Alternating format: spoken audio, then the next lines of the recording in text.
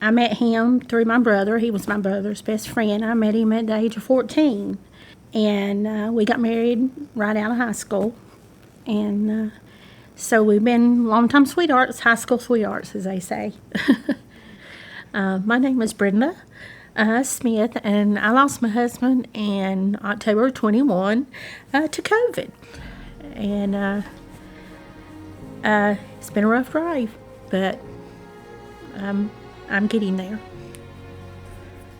If he was still with me, it'd be 46 years.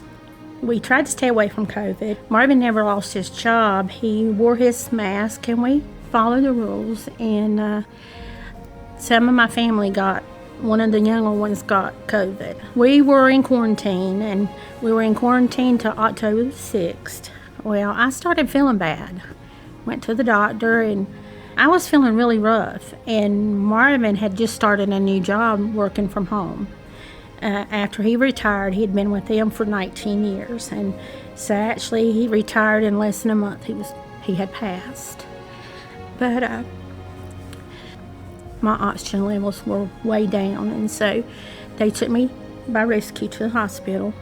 And that was October the 5th of 21. And on October the 7th, Marvin came behind me. I was sitting in the room, and the nurses were all great with us. And I was just sitting in a chair, and I noticed that I had just held Marvin's hand. I was holding his hand, and all of a sudden, the room got cloudy. And I asked the girls, I said, "Did y'all really see that?" I said, "The room is so cloudy, and my heart hurts."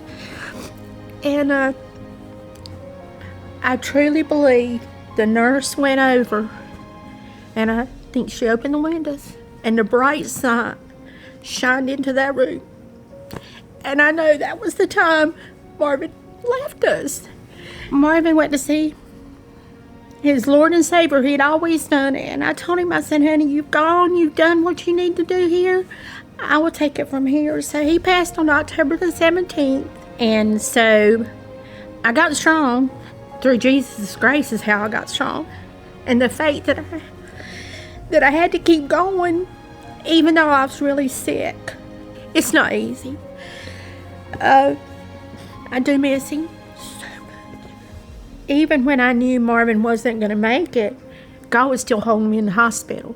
So it wasn't like I was panicking or upset, but God just had me, and he put me where he needed me. Kelly Bird, she called me and she said, "Brenda," because we were friends. She is real good friends with my daughter's family. And she said, "Brenda, we're going to start a new ministry." But she encouraged me to come to the Women of Purpose. And it was the hardest thing you ever done. But when you walked in and you knew the other ladies were in the same condition, and you could see their tears, it's meant everything.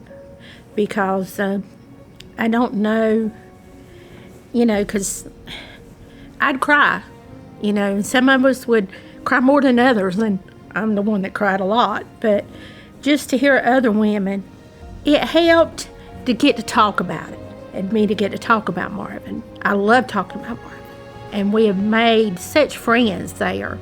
I met different people in different situations, and grief is grief. I've learned that. Nobody's more grieved than any other. We all have a way we decide to grieve. At Women of Purpose, we all talked about what we could do, what we wanted to do with our lives. And I decided once I got well and was able to do something, my daughter helped me get on the volunteer list at the hospital up at Northeast. And she said, "Well, Mama, I know you don't want to do much streamers, so they got to open them for a baby color. Mama, you think you'd like that?" And I was like, "Oh, great. That's what I need to do," because babies have always been my passion. So I go every Tuesday and work about 2 hours, and I go in the neonatal unit where children need that extra love and hug. And I sit with the babies, and some of them, you're struggling. So I sit with them, I pray over them. I want to know their names. when I get there. What's his name? What's her name? And then I talk to the baby, and that gives me so much pleasure and makes me smile, and I come out of there feeling like, God, we did this. Going through grief with someone else it's easier. You have somebody that you can talk with, and Women of Purpose help me do that, because the love, and for the ones that did direct it and bring it on to us, we've had several people that spoke, and it touches your heart to hear somebody tell you situations and give you the idea you're going to be okay. And I don't think I'd be here today if it hadn't been for them. I'm so blessed to have the Women of Purpose for what they've done for me and what they can do for you too.